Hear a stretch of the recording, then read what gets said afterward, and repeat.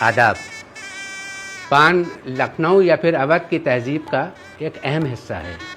ایک بات بہت ہی خاص ہے پان کے سلسلے میں کہ پان جو ہے وہ کبھی کھایا نہیں جاتا ہے بلکہ پان سے شوق فرمایا جاتا ہے۔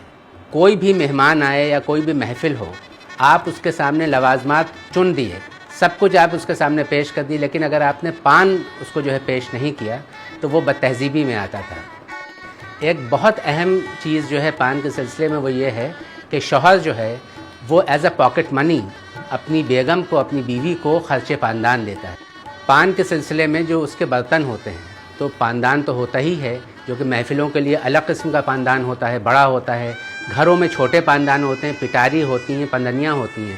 جو پیش کیے جاتے ہیں پان، اس کے لیے خاصدان ہوتے ہیں۔ پھر اگالدان ہوتا ہے۔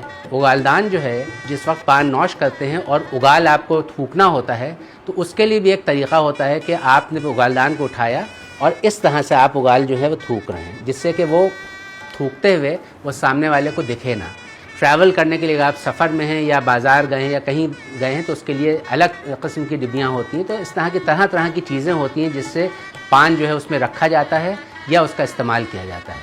ہمارے بزرگ فرماتے تھے کہ کسی بھی خوشحال گھر میں پاندان ہونا بہت ضروری ہے، اور اگر کسی گھر میں پاندان نہیں ہے تو اس کا مطلب کہ وہ گھر جو ہے وہ خوشحال گھر نہیں ہے۔